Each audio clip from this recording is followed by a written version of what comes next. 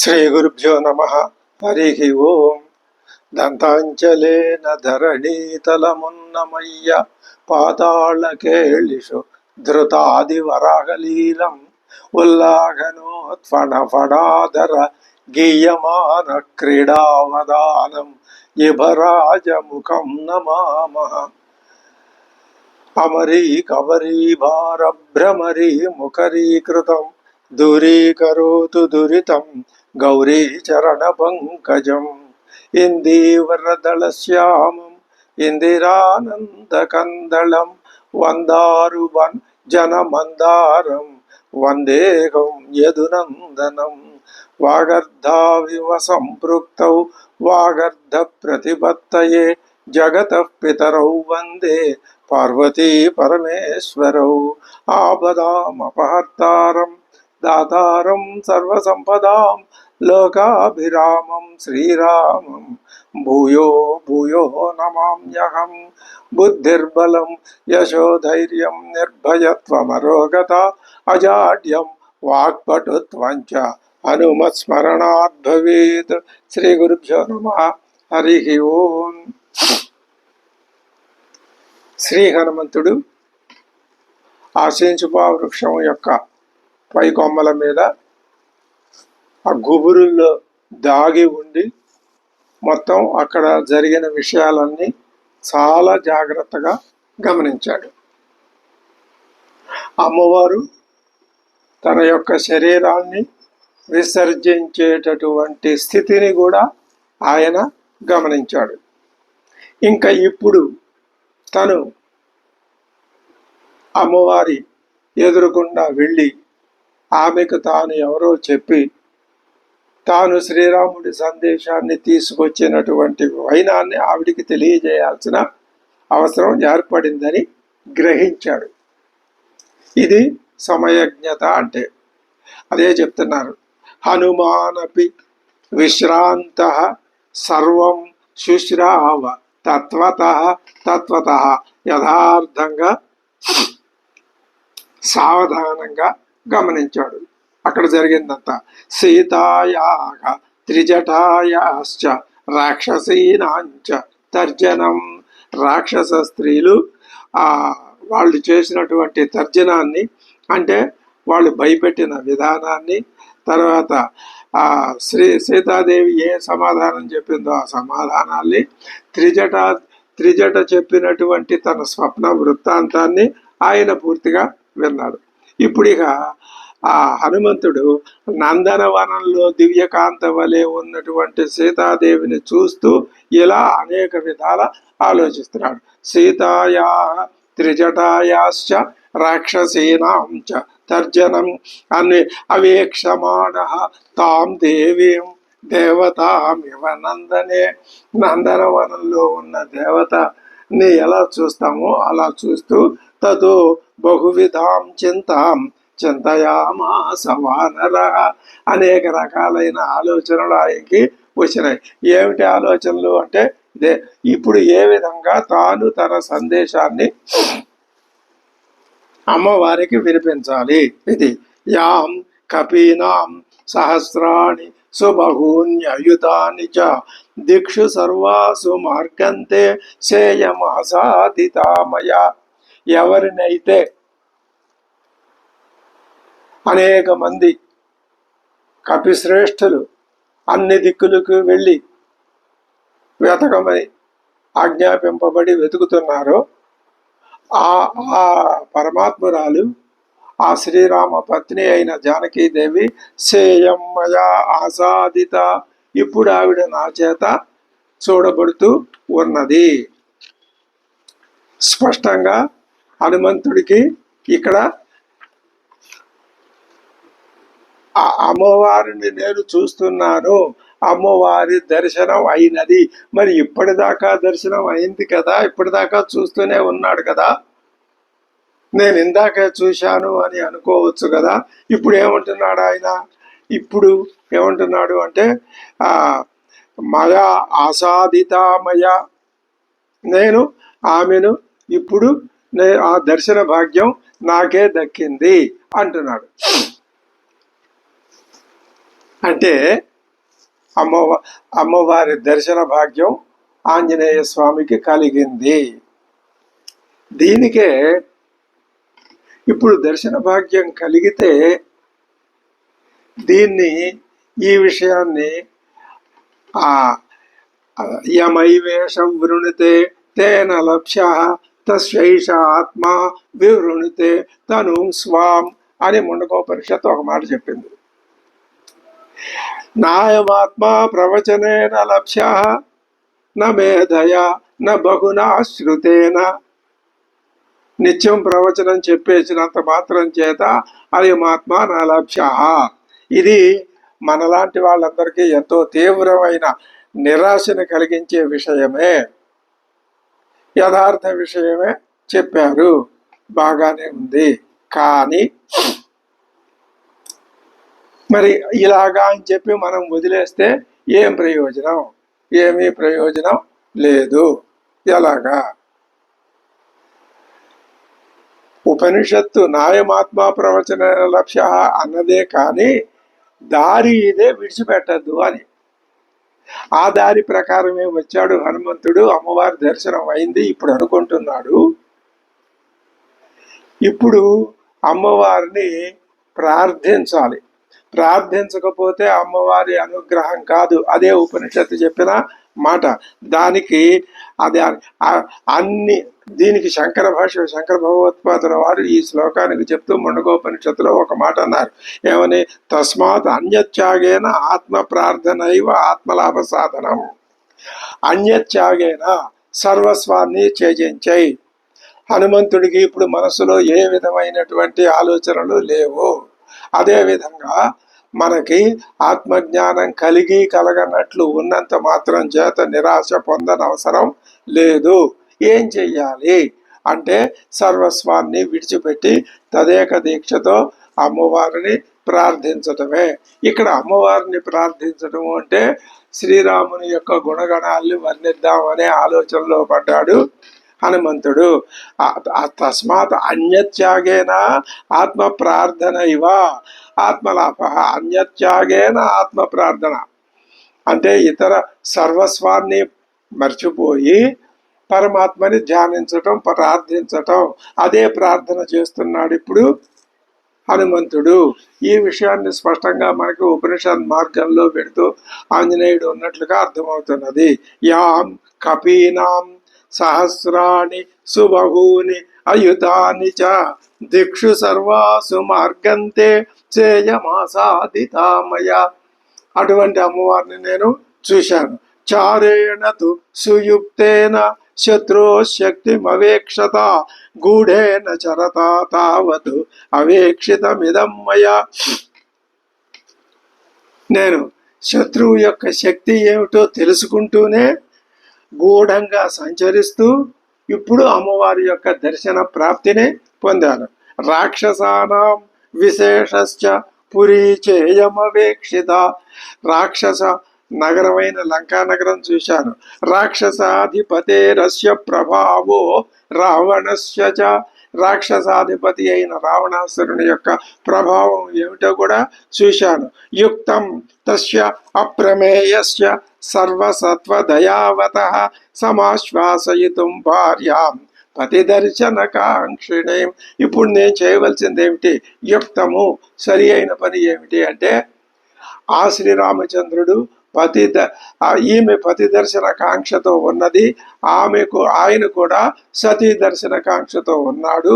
కాబట్టి ఇప్పుడు నేను ఏం చెయ్యాలి అంటే ఆయన అంటున్నాడు తన పతి దర్శనం ఇంకా ఇప్పుడు ఆమెను నేను ఓదార్చుట యుక్తము.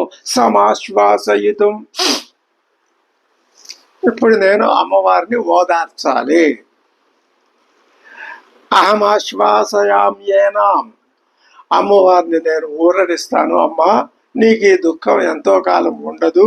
శ్రీరామచంద్రుడు వస్తాడు. నేను ఇక్కడి నుంచి వెళ్ళి నువ్వు ఈ అశోకవనంలో ఉన్నావని చెప్తాను. ఆయన వింటాడు, విని సైన్యాన్ని తీసుకుని ఇక్కడికి వస్తాడు, ఈ రాక్షసుల్ని జయించి నిన్ను మళ్ళీ పరిగ్రహిస్తాడు అని నేను అమ్మవారిని ఆశ్వాసించాలి. పూర్ణచంద్ర నిభాననాం అదృష్ట దుఃఖాం దుఃఖార్తాం దుఃఖస్యాంతం అగచ్చతి. ఈ అమ్మవారు ఏమనుకుంటున్నది? నా యొక్క దుఃఖానికి అంతం లేదు కదా అని అనుకుంటున్నది కదా. అటువంటి అమ్మవారిని, అమ్మా పర్వాలేదు, నీ దుఃఖానికి అంతం ఉన్నది, నీ దుఃఖం త్వరలోనే పోయేటటువంటి మాసిపోయే అవకాశం శుభ్రంగా కనపడుతున్నది. యద్యప్యహమిమాం దేవీం శోకోపహత చేతనాం అనాశ్వాస్య గమిష్యామి. శోకోపహత చేతనురాలై ఉన్నటువంటి ఈ అమ్మవారి దుఃఖాన్ని ఏమాత్రమైనా తగ్గించకుండా యద్యహం గమిష్యామి, ఇక్కడి నుంచి నేను నిష్క్రమించినట్లయితే దోషవద్ గమనం భవేత్, నా గమనం దోషపూరితం అయిపోతుంది, నా ప్రయాణం అనవసరమే అయిపోతుంది. గతేగి మయి తత్రేయం రాజపుత్రి యశస్విని పరిత్రాణం అవిందంతి జానకి జీవితం త్యజేత్. ఇది సరి అయిన సమయంలో సరి అయిన నిర్ణయము. అంటే అది ఒక హనుమంతుని వంటి స్థితప్రజ్ఞుడు, ఆత్మతత్వజ్ఞుడు, ఆత్మజ్ఞాని, శ్రీరామచంద్ర పరమ భక్తుడు అయినటువంటి హనుమంతునికే సాధ్యం. అంతటి దృఢమైన సంకల్ప శక్తి హనుమంతుని యందు ఉన్నది. అందుకని నేను గనక అమ్మవారిని ఆశ్వాసించకుండా వెళ్ళిపోతే ఆవిడేం చేస్తుంది? త్యక్ష్యతి జీవితం జీవితం చేయదు. అమ్మవారు తన శరీరాన్ని విడిచిపెట్టేస్తుంది. అది ఎలా చెప్పగలవయ్యా? ఇదిగో ఇప్పుడు ఆవిడ చేసిందిగా, తనంతట తాను తన వేణిని తన మెడకి చుట్టుకొని మళ్ళీ ఎందుకనే ఆగిపోయిందిగా. అది పరమాత్మ సంకల్పం, అమ్మవారి సంకల్పం. ఆమె శుభశకునాలు చూసి ఆగిపోయిందని కూడా హనుమంతుడికి తెలుసు. మయాచ స మహాబాహు పూర్ణచంద్ర నిభానన సమాశ్వాసయితం న్యాయగా సీతా దర్శన లాలస. అమ్మవారిని చూడాలి అని నిత్యం పరితపిస్తున్న, తహతహలాడిపోతూ ఉన్నటువంటి శ్రీరామచంద్రుడిని కూడా నేను ఓదార్చాలి. ఎప్పుడు ఓదార్చగలను? ఇక్కడ ఈ అమ్మవారిని ఓదార్చి ఈ జ్ఞానంతో నేను అక్కడ ఆయన్ని ఓదార్చగలను. నిశాచరీణాం ప్రత్యక్షం అనర్హంచాపి భాషణం. వాళ్ళు అసలు ఆ మాటలు మాట్లాడకూడదు, అయినా వాళ్ళు మాట్లాడారు. అది నేను ప్రత్యక్షంగా నా చెవులతో విన్నాను. వాళ్ళు ఆ విధంగా ఆమెను హింసించబోతూ ఉంటే చూశాను కూడా. కథన్ను కలు కర్తవ్యం ఇదం కృచ్ఛ్రగతోక్షహం. ఇప్పుడు నేనేం చేయాలి? ఇప్పుడు గొప్ప కృచ్ఛ్రగత క్లిష్ట పరిస్థితుల్లో నేను పడ్డానని అనిపిస్తున్నది. ఇప్పుడు నాకు కర్తవ్యం ఏమిటి? ఈ రాత్రి కొద్దిగా మిగిలి ఉంది. నేను ఈమెను ఓదార్చకపోతే ఈమె తన జీవితాన్ని విడిచిపెట్టేయటం ఖాయం. అదే అనేన రాత్రి శేషేణ యది నా ఆశ్వాస్యతే మయా. నేను గనక అమ్మవారిని ఓదార్చకపోతే సర్వదా నాస్తి సందేహ, ఇంకా ఏమాత్రం అనుమానం లేదు. పరిత్యక్ష్యతి జీవితం, జీవితాన్ని అమ్మవారు విడిచిపెట్టేస్తుంది. ఏమే రామశ్చ యది పృచ్ఛేన్మాం, శ్రీరామచంద్రుడే నేను తిరిగి వెళ్తే అడుగుతాడు, ఏమయ్యా నువ్వు సీతను చూశావా? చూశాను. ఏమన్నది? ఏం చెప్పను నేను జవాబు? కిమ్మాం సీత అబ్రవీద్వచ. అమ్మవారు నీతో ఏం చెప్పిందయ్యా అని ఆయన అడిగితే ఏం చెప్పాలి? కిమహం తం ప్రతిబ్రూయాం. ఆ స్వామి వారికి నేను ఏమని సమాధానం చెప్పను? అసంభాష్య సుమధ్యమాం. ఈమెతో ఒక మాట మాట్లాడకుండా వెళ్ళిపోయి ఆయన అడిగితే నేను ఏం చెప్పాలి? సీతా సందేశ రహితం మాం ఇతః త్వరయా గతం. ఏదో కొంప మునిగిపోయినట్టు చూడంగానే చూశాను అని వెళ్ళి చూశాను అనుకుని గబగబా పరిగెత్తుకొని వెళ్ళిపోతే, తొందరపడి వెళ్ళిపోతే, ఏ సందేశము తీసుకెళ్లకుండా వెళ్ళిపోతే నిర్దహేదపి కాకుస్తా. ఆ శ్రీరామచంద్రుడు క్రుద్ధ తీవ్రేణ చక్షుష, గట్టిగా తీక్షణంగా నా వంక చూశాడనుకో, నేను చేసిన పొరపాటుని గమనించి ఆ చూపే నన్ను దహించి వేస్తుంది. యది చేద్యోజయిష్యామి భర్తారం రామకారణాత్ వ్యర్థమాగమనం తస్య ససైన్యస్య భవిష్యతి. రామకార్యార్థం ఇతడికి రావడానికి సుగ్రీవుని నేను వెళ్ళి ప్రోత్సహించానే అనుకో. ఈ లోపల సీతాదేవి తనువు చాలిస్తే ఏమవుతుంది? ఈ ప్రయత్నం అంతా యుద్ధ ప్రయత్నం చేసి మేము వాళ్ళందరినీ అక్కడి నుంచి కిష్కింద నుంచి లంకకి తీసుకొస్తే ఈ ప్రయత్నం ఏమవుతుంది? వ్యర్థమాగమనం తస్య, ఎవరు? భర్తారం, సుగ్రీవుని యొక్క ఆ ప్రయత్నం అంతా ససైన్యస్య సుగ్రీవస్య ప్రయత్నం వ్యర్థం భవిష్యతి. అంతరం త్వాం అహమాసాద్య రాక్షసీనాం ఇహ స్థిత. నేను ఇక్కడే ఉండి ఆ రాక్షస స్త్రీలు ఆమె దగ్గర లేనప్పుడు కానీ, లేక వాళ్ళు ఏమరపాటున ఉన్నప్పుడు కానీ మిక్కిలి శోక సంతప్తురాలైన అమ్మవారితో మాట్లాడి మెల్లగా ఓదారుస్తాను. అంతరం త్వహం ఆసాద్య రాక్షసీనాం అహం ఇతస్థిత శనైరాశ్వాసయిష్యామి సంతాప బహుళామిమాం. శనైరాశ్వాసయిష్యామి, నెమ్మదిగా చాలా తక్కువ స్థాయిలో మాట్లాడి బిగిరిగా మాట్లాడి కార్యభంగం చేయకుండా, తొందరపడిగా మాట్లాడకుండా నెమ్మదిగా వినయపూర్వకంగా మెల్లగా మాట్లాడి ఆమె యొక్క శోకాన్ని పోగొడతాను. అహంతు అతితనుశ్చైవ, నేనా ఇప్పుడు పెద్ద అతిత వానరశ్చ విశేషత. నేను ప్రస్తుతం ఎలా ఉన్నాను? అతిత చాలా సూక్ష్మ రూపంలో ఉన్నాను. పైగా నేను వానరుణ్ణి, మరి సూక్ష్మ రూపుణ్ణి ఉన్నాను. వాచంచోదాహరిష్యామి మానుషీమిక సంస్కృతం, మనుష్యులు మాట్లాడే విధానంగా నేను సరళమైన భాషలో సంస్కృతం భాషాం వదిష్యామి అంటే సరళమైన భాషతో నేను వినయంగా మాట్లాడతాను. నేను ద్విజుడి వలె సంస్కృతం మాట్లాడాను అనుకోండి, అప్పుడు సీతాదేవి ఏమనుకుంటుంది? వీడేదో మహాపండితుడిలాగా ఉన్నాడు, రావణాసురుడు కూడా పండితుడే, ఆ రావణాసురుడే ఏదో విచిత్రమైన వేషం వేసుకొని నన్ను మోసం చేయటానికి వచ్చాడు, కాబట్టి నేను ఇతడి యొక్క మాయలో మోసంలో పడకూడదు అని అనుకుంటుంది, భయపడిపోతుంది.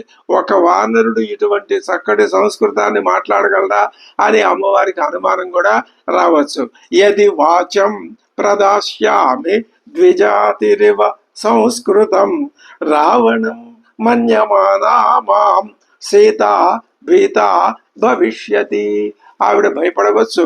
వానరస్య విశేషేణ కథం స్యాత్ అభిభాషణం, ఒక వానరుడు ఇంత చక్కటి పండితులు మాట్లాడే సంస్కృత భాషలో ఎలా మాట్లాడతాడయ్యా? కాబట్టి ఇతడు తప్పనిసరిగా రావణాసురుడే మారు వేషంలో వచ్చాడు అని అనుకోవచ్చును. పైగా భీత భవిష్యతి, అవశ్యమేవ వక్తవ్యం మానుషం వాక్యం అర్థవతు. కాబట్టి నేను సరైన రీతిలో సామాన్య మానవ భాషలో అర్థవంతంగా మాట్లాడటమే యుక్తము. అలా కాకపోతే అన్యం పుణ్యం ఎరుగని ఈమెను ఏ విధంగా నేను నిర్ణయించాలి? మయా సాంత్వయితుం శక్య నాణ్యధా ఇయం అనిందిత. ఈమె అనిందితురాలు, ఈమెకేమి కల్లాకపటాలు తెలియవు. మనం ఎటువంటి చక్కటి ఆమెకు అర్థమయ్యే భాషలో, ఆమెకు అన్ని భాషలు అర్థమవుతాయి, కానీ నాకు తగిన భాష, అంతేగాని అమ్మవారికి తగిన భాషలో మాట్లాడతాను నేనని ఆయన ఆంజనేయుడి అభిప్రాయం కాదు. నాకు తగిన భాషని, నా శరీరానికి, నా సూక్ష్మ, నా స్థూలతను, నేను ఇంత చిన్న శరీరంతో వెళ్ళి మాట్లాడే కంటే మామూలు శరీరంతో లేదా సముద్రం మీద ఎగిరి వచ్చిన ఏ శరీరంతో మాట్లాడినా అది నాకు యుక్తంగా ఉండదు అని అనుకుంటున్నాడు. అవశ్యమేవ వక్తవ్యం మానుషం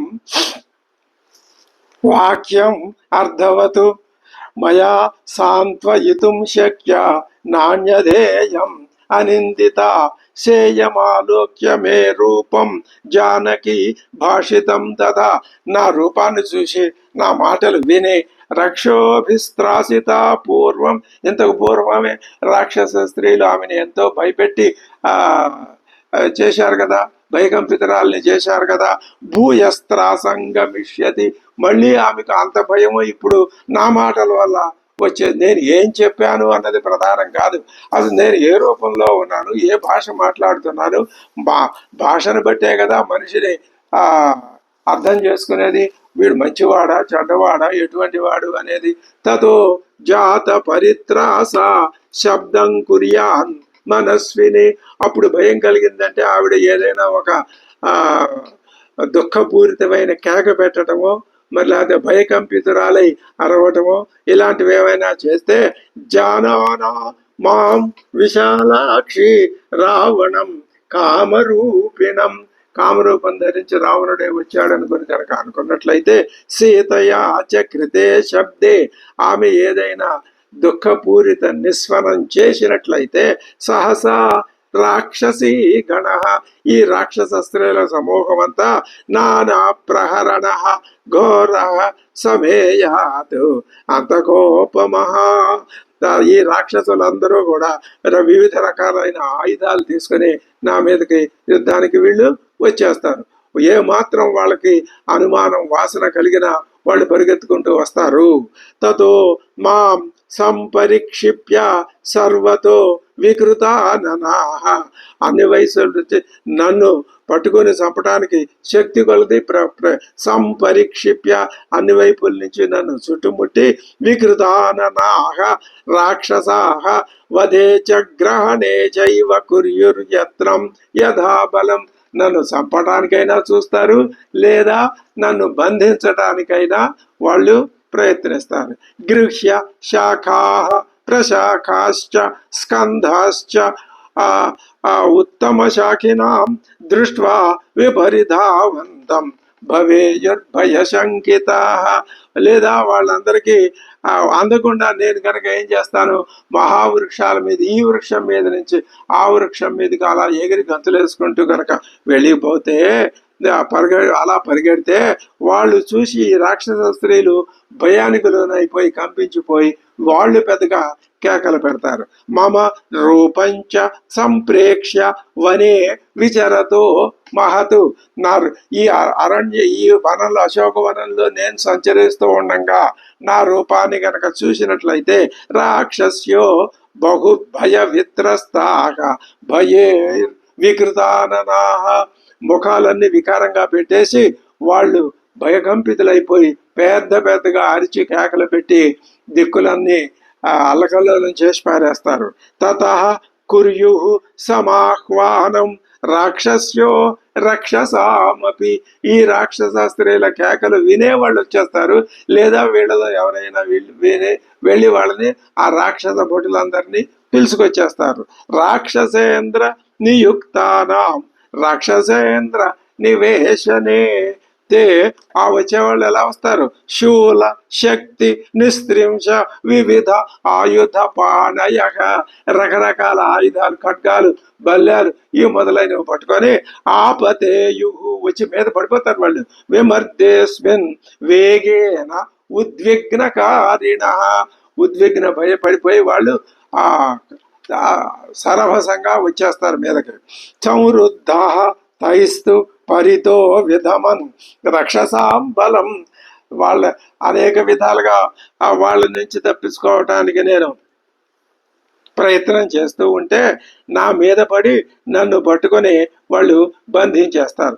నన్ను చుట్టుముట్టినప్పుడు ఆ రాక్షస సమూహాన్ని అంతటిని నేనేం చేస్తాను, సంవృద్ధై భరితో విధమన్ రక్షసాం బలం, వాళ్ళందరినీ నేను సంహరించడం చూసినట్లయితే పరిమార్చి ఈ మహాసముద్రం యొక్క ఆవలి తీరానికి నేను చేరలేకపోవచ్చు. శక్నుయాం నతు సంప్రాప్తుం పరం పారం మహోదధేకే మాం వా గృహ్ణీయురాపృత్య బహవ శీఘ్రకారిణ, కొంతమంది శీఘ్రకారులు చురుకైన రాక్షసులు ఉంటారు కదా, వాళ్ళు నా మీద పడి నన్ను పట్టుకుని బంధించేస్తారు. ఆ స్థితిలో నేను శ్రీరాముని సందేశాన్ని సీతాదేవికి అందించడం, నా దగ్గర సందేశం ఉంది, అందించాలి. స్యాదియంచ అగృహీతార్థ మమచ గ్రహణం భవేతు హింసాభిరుచయో హింస్యు ఇమాం వా జనకాత్మజ. అప్పుడు వాళ్ళు ఏం చేస్తారంటే హింసా ప్రవృత్తి గల ఈ రాక్షసులు జానకీదేవిని చిత్రహింసల పాలు చేస్తారు వాళ్ళు. అప్పుడు విపన్నం స్యాత్ తతః కార్యం, నేను తలపెట్టిన కార్యం అంతా తలకిందులైపోతుంది. ఏమిటది? రామసుగ్రీవయోరిదం, రామసుగ్రీవులు అనుకున్నటువంటి కార్యక్రమం అంతా, నేను సీతాదేవిని చూసిన వాడిని అయినప్పటికీ చూసి కూడా కార్యాన్ని సర్వ విధాలా జయప్రదం చెయ్యలేక ఆ కార్యాన్ని అభాస్పాలు చేసిన వాడిని అయిపోతాను. ఇప్పుడు ఇదంతటికీ మూలం ఎక్కడ? నేను అమ్మవారితో ఏ విధంగా మాట్లాడాలో ఆ విధంగా మాట్లాడి ఆమె యొక్క విశ్వాసాన్ని చూరగొనాలి, ఆమె యొక్క ప్రసన్నత్వాన్ని పొందాలి.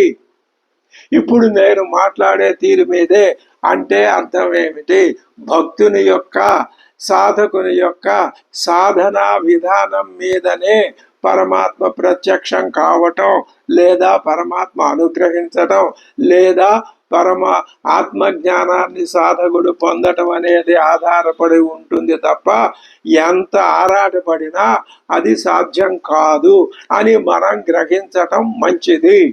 గ్రహిస్తే ఏం చేస్తాం? ఇంతటితో వదిలిపెట్టేసి వెనుదిరిగి వెళ్ళిపోతామా? వెళ్ళము. దీనికి కూడా మనకి హనుమంతుడే మార్గదర్శి. ఏ విషయంలో? నిరాశ కలిగినప్పుడు ఆ నిరాశ లోబడి కూరుకుపోయి ఉండటం కాదు, దాంట్లో నుంచి మళ్ళీ పైకి లేవాలి. అందుకు కూడా ఆయన ఆ విధంగా మనకి మార్గదర్శకత్వం వహించి చూపించాడు. హింసాభిరుచయో హింస్యు ఇమాం వా జనకాత్మజం. అసలే ఈ రాక్షసులందరికీ హింస అంటే మహా ఇష్టం. వాళ్ళ ప్రవృత్తే హింసా ప్రవృత్తి. నన్ను ఈ విధంగా నేను ఇక్కడి నుంచి పారిపోతే వాళ్ళు ఈవిడ్ని, అమ్మవారిని హింసిస్తారు. విపన్నం స్యాత్ తతః కార్యం రామ సుగ్రీవయోరిదం ఉద్దేశే నష్ట మార్గేస్మిన్ రాక్షసై పరివారితే సాగరేణ పరిక్షిప్తే గుప్తే వసతి జానకి. జానకీదేవి ఉంచబడిన స్థలం ఎవరికి తెలియని రహస్య ప్రదేశం కదా. మరి ఇచ్చడికి చేరడానికి మార్గాలు లేవు. దీని చుట్టూ సముద్రం ఉంది. పైగా పెక్కుమంది రాక్షసులు నిరంతరం ఇక్కడ కాపులా ఉన్నారు. నేను కాబట్టి రాగలిగాను. మరెవ్వరూ ఎంత రహస్యంగా ఉంచబడినటువంటి అమ్మవారిని దగ్గరికి వచ్చి ఆవిడిని దర్శించగలిగిన స్తోమత ఎవరికి ఉండదు. ఉద్దేశే నష్ట మార్గేస్మిన్ రాక్షస పరివారితే సాగరేణ పరిక్షిప్తే గుప్తే వసతి జానకి. విశస్తే వా గృహీతే వా రక్షోభిర్మయి సంయుగే నాణ్యం పశ్యామి రామస్య సాహాయ్యం కార్యసాధనే. మరొకళ్ళెవరు నాకు నేను గనక ఈ పని చేయకపోతే, పూర్తి విజయవంతం చేయకపోతే మరొకరెవరో వచ్చి ఈ పని చేస్తారనుకోవటానికి అటువంటి వాళ్ళెవరు అక్కడ ఉన్న వాళ్ళల్లో సమర్థులు కనపడటం లేదు. ఒకవేళ ఈ రాక్షసులను చంపేస్తే ఎంతగా ఆలోచించినా 100 యోజనాలు వ్యాపించి ఉన్నటువంటి ఈ సముద్రాన్ని దాటి మళ్ళీ ఇక్కడికి రాగలిగినటువంటి వానరుడు గాని మరెవరైనా గాని ఎవరైనా ఉన్నారా? విమృశంశ్చ నపశ్యామి, ఎంత విమర్శించి చూసినా నపశ్యామి, నాకు కనపడటం లేదు, నేను ఆలోచించి ఊహించలేకపోతున్నాను. ఏమిటి? యో హతేమయి వానర, వానరుణ్ణైన నేను హతుడిని అయిపోయినట్లయితే శతయోజన విస్తీర్ణం లంఘయేత మహోదధిం. 100 యోజనాలు కలిగిన ఈ గొప్ప సముద్రాన్ని దాటగలిగింది ఎవరు? వేల కొలది రాక్షసులు సైతం యుద్ధంలో నేను పూర్తిగా నాకు ఎదురైతే వాళ్ళని నేను సంహరించగలను. కానీ ఈ సమరంలో నిమగ్నుడయ్యి నేను ఈ సముద్రం యొక్క ఆవలి తీరాన్ని సకాలంలో గడువు లోపల చేరలేను కదా. ఎన్ని రకాల ఆలోచన మహానుభావుడు ఆయన బుద్ధే చాలా తీవ్రమైనటువంటి ఆలోచన మగ్నమైన, సరిగ్గా ఏ విధంగా ఆలోచించాలో అదే విధంగా ఆలోచించగలిగినటువంటి శక్తి హనుమంతుడు. అందుకనే హనుమంతుడు అందరికీ ప్రత్యక్ష దైవం. ఆయన్ని ఆరాధిస్తే, ఆయన్ని ఉపాసిస్తే ఆ ఆరాధకులకి, ఆ ఉపాసకులకి అటువంటి శక్తి కొంత కాకపోతే కొంతైనా సిద్ధిస్తుంది అనడంలో ఏమాత్రం ఆ సంశయం అవసరం లేదు. కామం హంతుం సమర్థోస్మే సహస్రాణ్యపి రక్షసాం నతు శక్ష్యామి సంప్రాప్తుం పరంపారం మహోదధేహే అసత్యాని చ యుద్ధాని సంశయో మే న రోచతే కశ్చ నిస్సంశయం కార్యం కృత్యాత్ ప్రాజ్ఞ సంశయం. యుద్ధరంగంలో జయాపజయాలు అనిశ్చితాలు చెప్పలేరు. సంశయాత్మకమైన పని నేను ఎప్పుడు చెయ్యను. విజయం సాధించగలిగితేనే యుద్ధంలో ప్రవేశిస్తా. ప్రాజ్ఞుడైన వాడెవడు కూడా సంశయాత్మకమైన పని చెయ్యడు. అసత్యాన్ని చ యుద్ధాన్ని సంశయో మే న రోచతే కశ్చ ఎవడు నిస్సంశయం కార్యం కుర్యాత్ ప్రాజ్ఞ. కహ ప్రాజ్ఞ నిస్సంశయం కార్యం కుర్యాత్ ససంశయం అంటే సంశయాత్మక కార్యాన్ని ఎవడు ఆలోచించి తొందరగా చెయ్యడు. నేను అంతే, తొందరపడి ఏ సంశయాత్మకమైన పని జోలికి నేను వెళ్ళను. అమ్మవారితో మాట్లాడకుండానే నేను గనక వెళ్ళిపోయినట్లయితే ఆమె ప్రాణత్యాగం చేసుకోవటం తప్పదు. ఆమెతో సంభాషిస్తే రాక్షసుల వలన నాకు మహాయుద్ధం సంభవించవచ్చు. పెద్ద ధర్మ సంకటంలో పడ్డాడు. మాట్లాడకుండా వెళ్ళిపోదామా?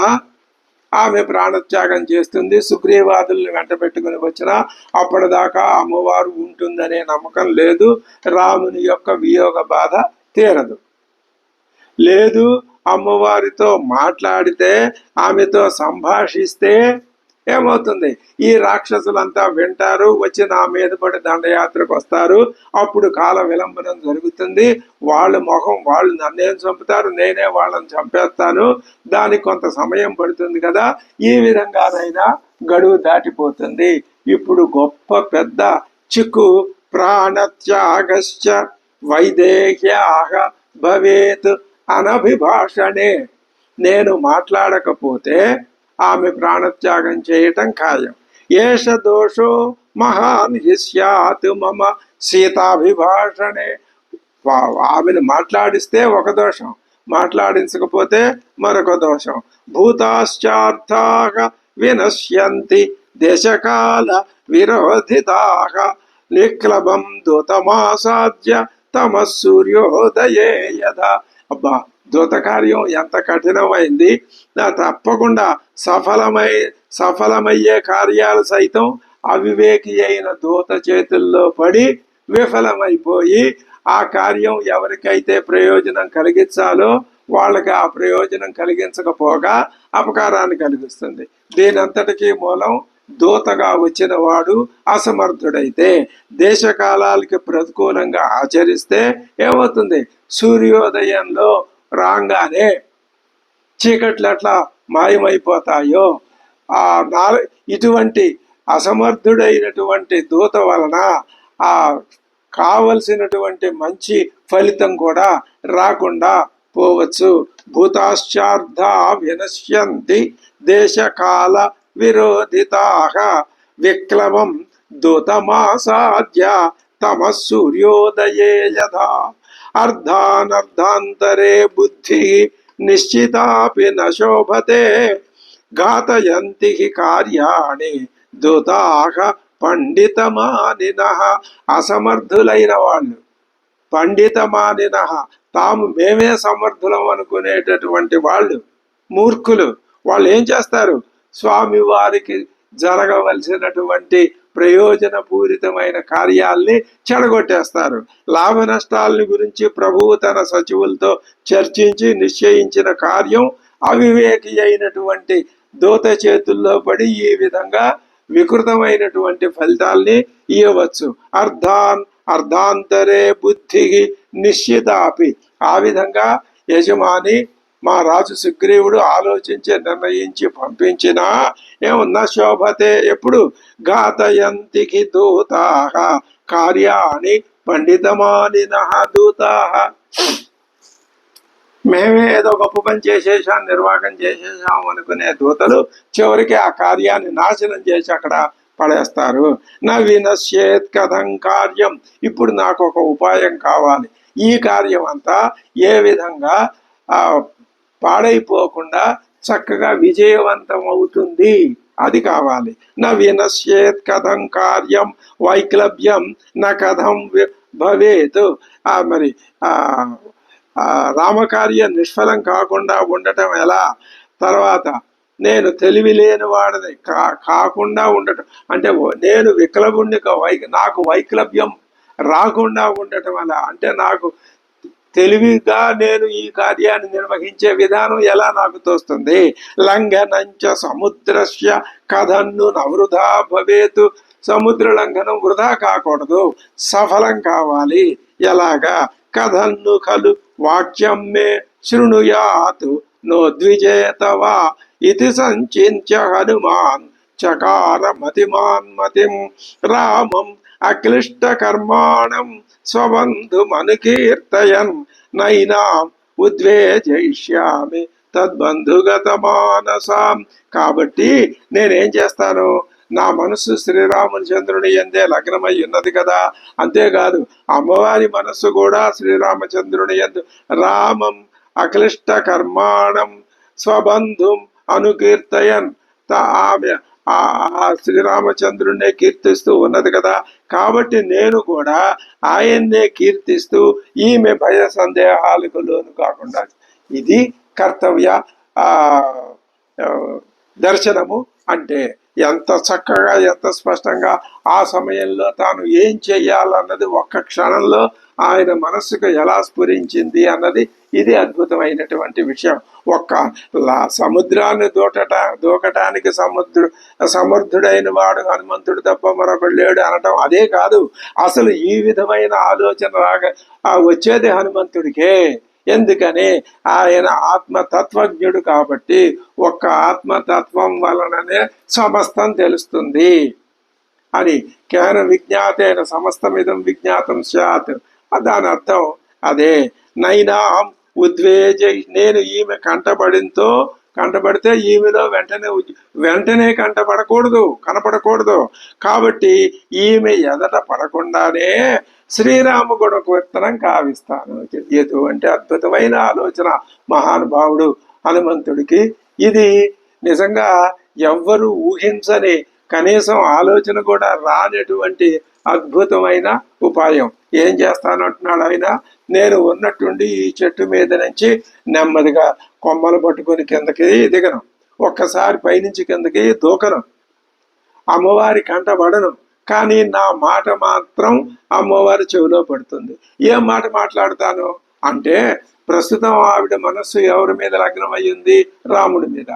ఆ రాముడి యొక్క గురించే, రాముడి గుణగణాలనే నేను కీర్తిస్తా.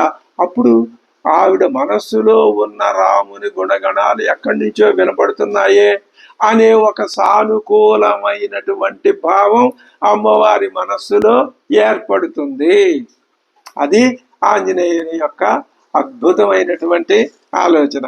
ఇక్ష్వాకూణాం వరిష్ఠస్య రామస్య విదితాత్మనః శుభాని ధర్మయుక్తాని వచనాని సమర్పయన్ను.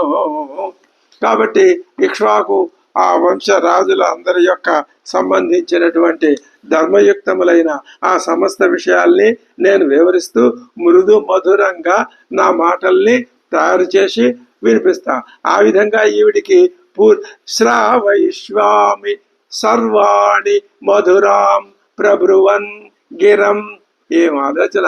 శ్రావయిష్యామి, వినిపింపజేస్తాను, వివరిస్తాను. నా మాటల్ని అమ్మవారు వింటుంది. ఎలాగా? దానివల్ల ఏమవుతుంది? విశ్వాసం, శ్రద్ధ, ఆసక్తి, మనశ్శాంతి అమ్మవారికి కలిగేటట్లుగా నేను చేస్తాను.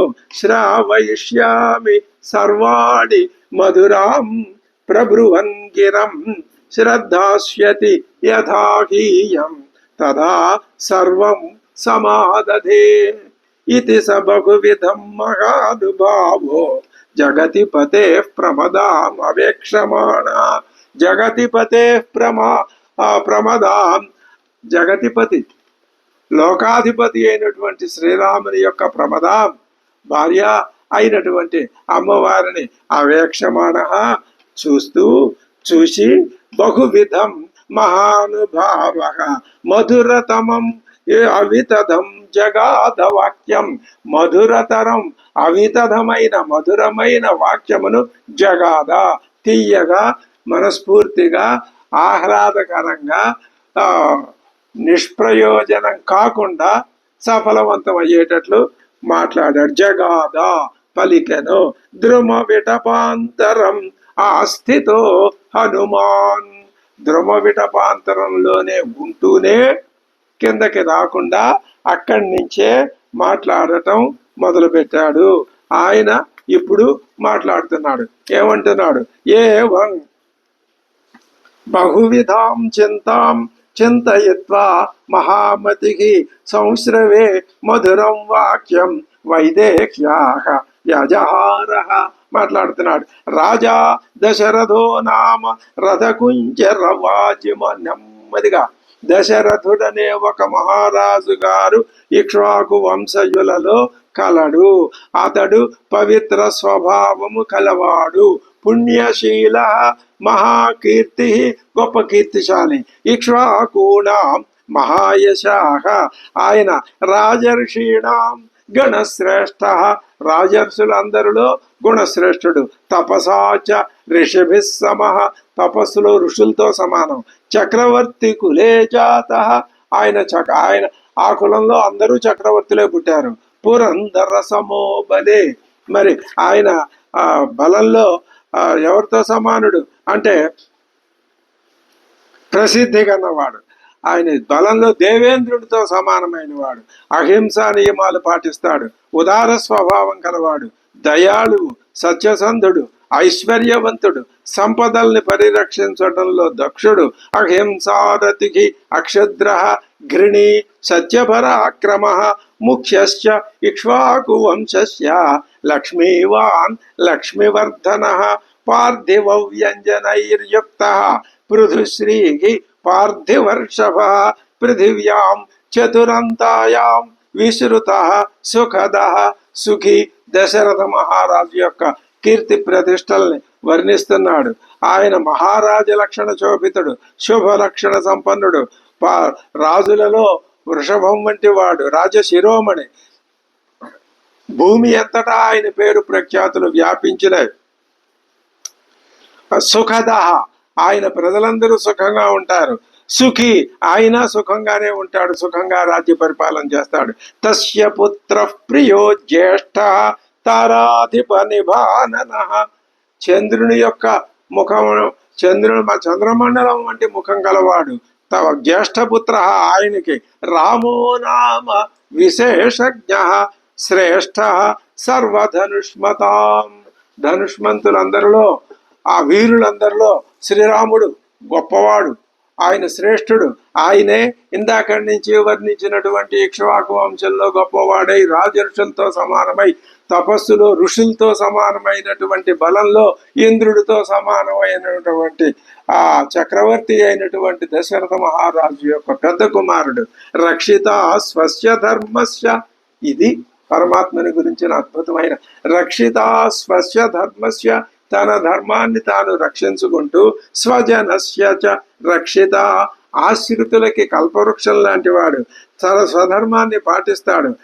రక్షిత జీవలోకస్య. సకల ప్రాణుల్ని రక్షిస్తాడు. ధర్మస్య చ. సమస్త ధర్మాలకి సంరక్షకుడు ఆయనే, ధర్మాన్ని రక్షించేది ఆయనే. అంతేకాదు పరంతప, అరివీర భయంకరుడు కూడా ఆయనే. ఆయన సత్యసంధుడు. తస్య సత్యాభిసంధస్య వృద్ధస్య వచనాత్ పితుః. వృద్ధుడైనటువంటి తండ్రి యొక్క మాట చేత సభార్య సభ్రాత్ర వీర ప్రవ్రాజితో వనం. ఆయన తండ్రి యొక్క ఆదేశానుసారం భార్య ఆయన సీతమ్మతో, అలాగే అనుజుడైన లక్ష్మణుడితో కలిసి అడవికి వచ్చాడు. ఆ మహారణ్యంలో దుష్ట శిక్షణకై వెళ్ళినప్పుడు, ఆ శ్రీరాముడు దుష్ట శిక్షణకి వెళ్ళినప్పుడు కామరూపులైన రాక్షసుల్ని అవలీలగా ఆయన హరించాడు. తేన తత్ర మహారణ్యే మృగయాం పరిధావత రాక్షసాః నిహతాః శూరాః బహవః కామరూపిణ, కామరూపులైన అనేక మంది 14,000 మంది రాక్షసులను ఆయన సంహరించాడు. జనస్థాన వధం శ్రుత్వా హతౌ చ కరదూషణౌ, కరదూషణాదులు మరణించారని, జనస్థానంలో 14,000 మంది రాక్షసులని శ్రీరామచంద్రుడు సంహరించాడని శ్రుత్వా విని, తతస్త్వమర్షాపకృత జానకీ రావణేనతు, యథార్థంగా జరిగిన కథంతా ఆ కోపంతో ఆ రావణాసురుడు ఆ అమ్మవారిని అపహరించాడు. వంచయిత్వా వనే రామం, రాముణ్ణి మోసం చేసి, మాయలేడి అనే వంకతో మోసం చేసి, జానకీ కృత తేన రావణేన మృగరూపేణ వంచయిత్వా రామం మాయయా సమార్గమాణ తాన్ దేవీం, ఆ అమ్మవారిని ఆయన వెతుక్కుంటూ రామ సీతాం అనిందితాం, అనిందితాత్మరాలైన పతివ్రత అయిన సీతామహాతల్లిని ఆయన వెతుక్కుంటూ ఆససాదవనే మిత్రం సుగ్రీవన్నామ వానరం, సుగ్రీవుడనే పేరు కలిగిన వానరుడితో ఆయన సమావేశం పొందాడు, ఆయన్ని కలుసుకున్నాడు. తదస్స వాలినం హత్వా, అక్కడ వాలి అని సుగ్రీవుడికి ఒక అన్నగారు ఉన్నాడు, ఆ వాలిని సంహరించి రామ పరపురంజయ, శత్రువుల్ని సంహరించేటటువంటి ఆ శ్రీరాముడు ప్రాయచ్చత్ కపిరాజ్యం తత్ సుగ్రీవాయ మహాబల, ఆయన మహాబలవంతుడు కాబట్టి, గొప్ప శౌర్య పరాక్రమాలు కలవాడు కాబట్టి ఆ వానర రాజ్యాన్ని సుగ్రీవుడికి ప్రాయచ్చతు ఇచ్చాడు. సుగ్రీవేణాపి సందిష్ట, ఆ రాజ్యాన్ని పొందిన తర్వాత ఆ సుగ్రీవ మహారాజు గారు ఏం చేశాడయ్యా అంటే, ఆయన ఆజ్ఞాపించాడు ఎవరిని, హరయ కోతుల్ని, వీళ్ళు కామరూపులే, వీళ్ళని దిక్షు సర్వాసు తాం దేవీం విచిన్వంతి సహస్రశ, వేల కొద్ది వానరులు బయలుదేరి దిక్షు సర్వాసు దిక్షు అన్ని దిక్కులలోనూ విచిన్వంతి వెతుకుతూ ఉన్నారు. అహం సంపాతి వచనాత్ శతయోజనం ఆయతం అస్యాహ హేతోః విశాలాక్ష్యాః సాగరం వేగవాన్ ప్లుతః, సంపాతి అనే రాక్షసుడి ఆ సంపాతి అనే ఆ జటాయువు యొక్క సోదరుడి మాటలు విని నేను శతయోజనాలు వెడల్పు కలిగినటువంటి ఆ సముద్రాన్ని ప్లుతః, నేను వేగంగా ప్లుతః, ఎందుకు ఆ అమ్మవారిని వెతకటం కోసమే నేను ఆ సముద్రాన్ని లంఘించాను.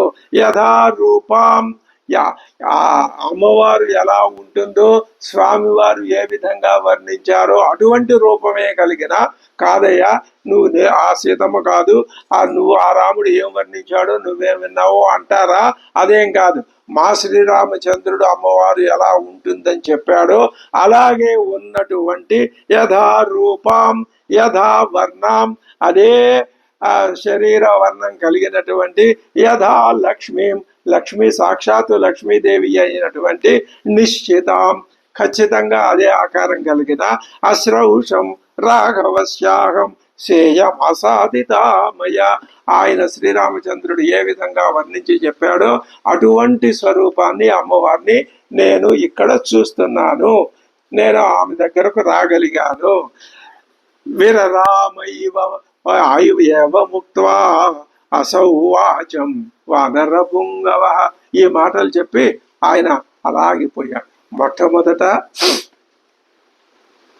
శ్రీరామచంద్రుని చూసినప్పుడు, లక్ష్మణుని చూసినప్పుడు కిష్కింధలో భిక్షరూపంతో వెళ్ళి ఏ మాటలు ఎలాగా చక్కగా సందర్భశుద్ధిగా మరీ పైగా మరీ నెమ్మదిగా కాకుండా మంచి స్వరంలో ఎలా చెప్పాలో అలాగ చెప్పేసరికి ఆ విషయాలు ఇప్పుడు కూడా అక్కడ రాముడిని తన ఆ వాగ్వైదుష్యంతో వాగ్విదాంబరత్వంతో రాముడి యొక్క హృదయాన్ని ఆకట్టుకుని మాటలు యతో వాచో నివర్తంతే అన్నది ఉపనిషత్తు, కానీ ఆ మాటల యొక్క అంతరార్థాన్ని, మాటల్లో ఉండేటటువంటి ఆ శక్తిని గ్రహించగలిగిన మహానుభావులు తప్పనిసరిగా మాటల ద్వారా కూడా ఆత్మదర్శనాన్ని చేసుకోవచ్చని హనుమంతుడు తన యొక్క 2 సందర్భాల్లోనూ 2 విధాలుగా నిరూపించిన వైనం మనకు స్పష్టంగా అర్థమవుతోంది కదా.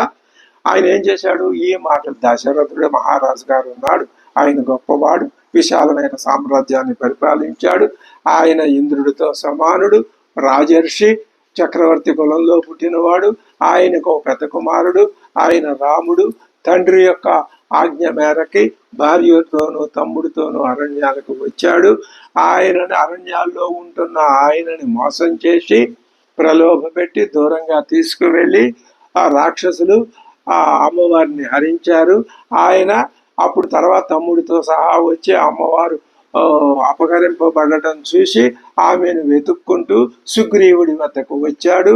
అక్కడ సుగ్రీవుడి సోదరుడైన వాలిని వధించి ఆ కపిరాజ్యాన్ని సుగ్రీవుడికి ఇచ్చి, అందువల్ల ఆ సుగ్రీవుడు తన యొక్క సైన్యాన్ని వివిధ దిక్కులకి పంపాడు. నన్ను ఈ దిక్కుకి పంపాడు. శ్రీరామచంద్రుడు అమ్మవారు ఏ విధంగా ఉంటుందని వర్ణించాడో అదే అమ్మవారిని, అదే రూప సౌందర్యంతో లక్ష్మీ కళతో వెలుగుతున్న అమ్మవారిని నేను ఇక్కడ చూస్తున్నాను అని చెప్పి వీరరామాధ వానర పుంగవ జానకీ చాపి తచ్రుత్వా పరం విస్మయమాగత. ఎంత తేలిక సంస్కృత భాష! అమ్మవారు కూడా ఆ మాటలు విని ఆశ్చర్యపోయింది. ఎవరబ్బా ఈ మాటలు చెప్తున్నారు? రాక్షసులు ఈ మాటలు చెప్పరే, తెలియదే వీళ్ళకి. తతస్సా వక్రకేశాంత సుకేశి కేశ సంవృతం ఉన్నమ్య. ఆమె తన మెడ చుట్టూ ఉన్నటువంటి తన కేశపాశాన్ని ఉన్నమ్య, ఆవిడ ఆ ముఖాన్ని ఆ కేశపాశాన్ని సడలించి, ఆ కేశపాశం ఎలా ఉంది సందర్భాన్ని బట్టి చెప్తున్నాడు.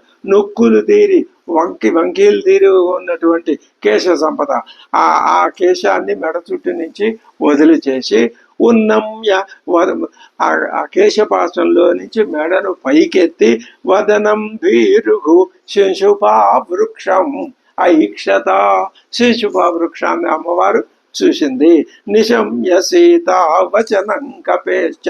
ఇంకా వాల్మీకి ఆనందం పట్టపగ్గాలేవు. నిశమ్య వాచం సీత కపేశ్చ.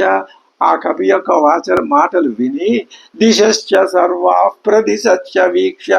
అన్ని దిక్కులా కలయ చూసి స్వయం ప్రహర్షం పరమం జగామ. అమ్మవారు ఆనందించింది. తపస్సుతో అమ్మవారిని సంప్రీతురాల్ని చేసుకునే విధానం ఇదే.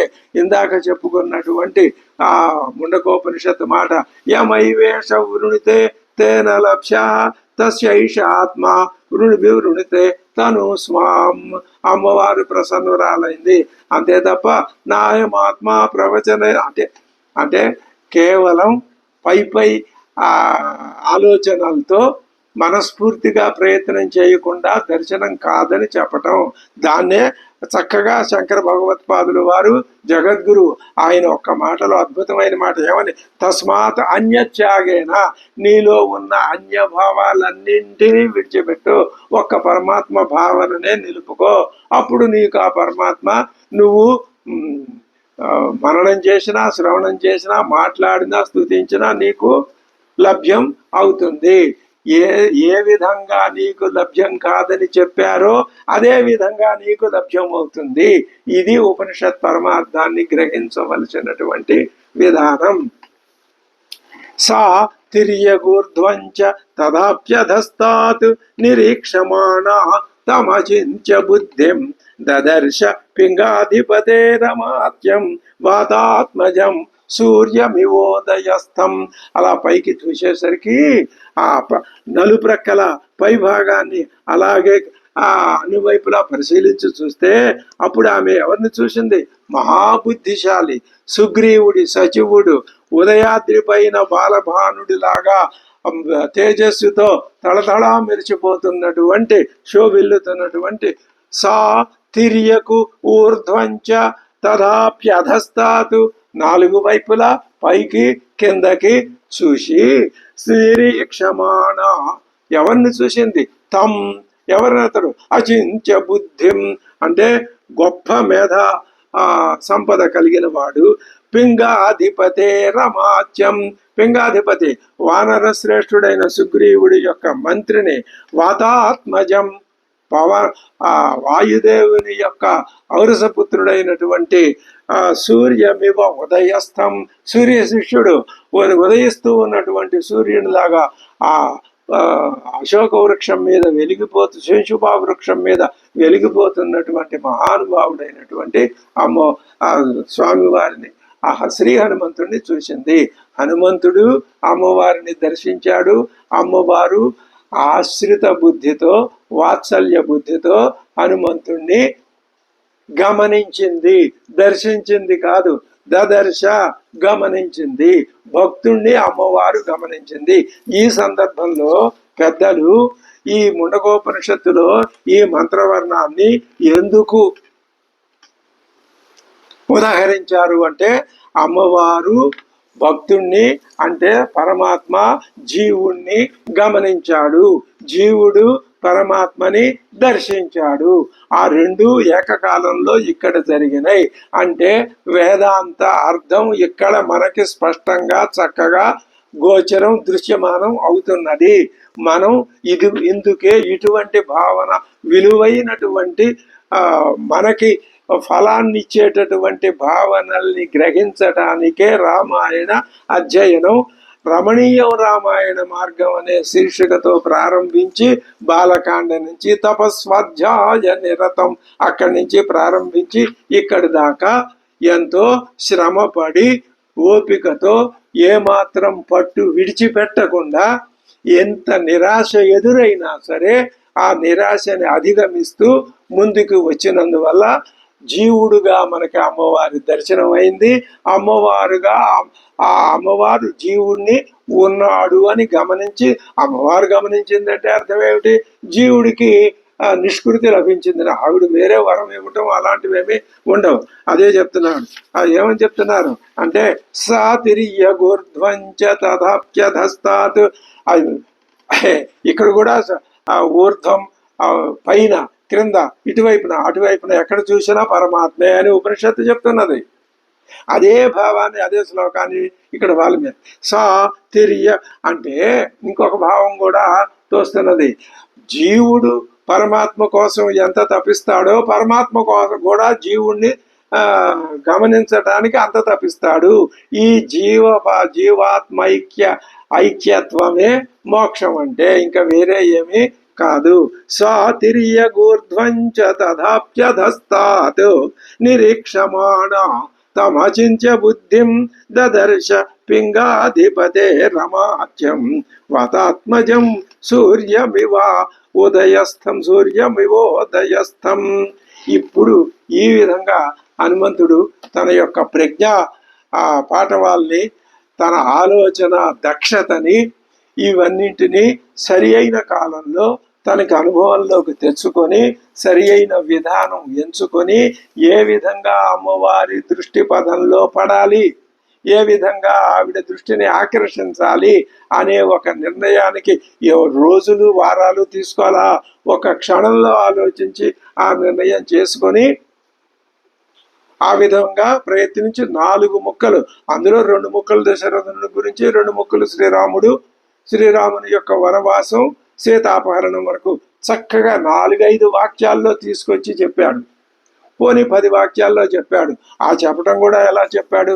చక్కగా, తీయగా, ఎదట వాళ్ళ మనిషిని ఆకట్టుకునేటట్టు, ఆకర్షించేటట్లు, తన యొక్క వాంగ్ నైపుణ్యం ప్రదర్శితం అయ్యేటట్లుగా మహానుభావుడు శ్రీ హనుమంతుడు అమ్మవారితో ఆ విధంగా పలకటం, అమ్మవారు ఆశ్చర్యచకితురాలై ఎవరు ఈ మాటలు చెప్పారా అని ఆ మాటలు వచ్చిన వైపుకి అన్ని వైపులకి చూస్తూ పైనుంచి వినిపించాయా ఈ మాటలు అనే ఆలోచనతో పైకి చూడటం. అక్కడ దదర్శ పింగాధిపతే రమాచ్యం, అక్కడ అందులో చెప్పాడుగా, సుగ్రీవుడు నలుదిక్కులకి మమ్మల్ని పంపించాడని, నన్ను పంపించాడంటే నేను ఆ సుగ్రీవుడి మంత్రుడే అని వాల్మీకి కూడా యోగ్యతా పత్రం ఇస్తున్నాడు. అమ్మా, ఆ పైన ఉన్నటువంటి మహానుభావుడు తాను ఎవరినైతే వచ్చాడో, ఎటువంటి ఆ బాధ్యత స్వీకరించి తాను వచ్చాడో ఆ బాధ్యతలో ఉన్న వ్యక్తి ఈ హనుమంతుడే అని ఆ మాట ద్వారా దదర్శ పింగాధిపతే రమాత్యం. ఎలా ఉన్నాడు ఆయన?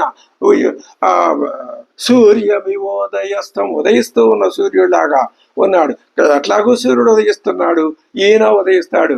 ఇక్కడ ఒక సూర్యుడు ఉదయిస్తున్నాడు, ఆకాశంలో ఒక సూర్యుడు ఉదయిస్తాడా? ఆకాశంలో సూర్యుడు ఇంకా ఉదయించడానికి ఒక 5 నిమిషాలు 10 నిమిషాలు సమయం ఉందేమో, ముందే ఇక్కడికి వచ్చేసాడు.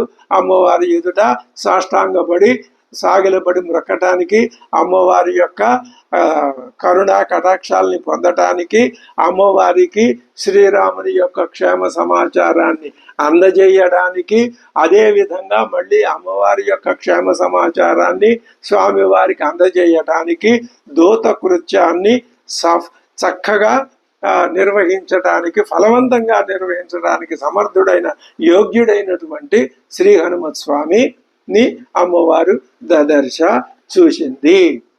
అదే సాతిర్య గుర్ధ్వంచ తదాప్యధస్తాత్ నిరీక్షమాణ తమచించ బుద్ధిం దదర్శ పింగాధిపతే రమాత్యం వాతాత్మజం సూర్యమివోదయస్థం. తర్వాత ఆయన ఏం చేశాడో అమ్మవారు ఏమైనా ఆలోచన వచ్చింది, తర్వాత చూద్దాం. స్వస్తి.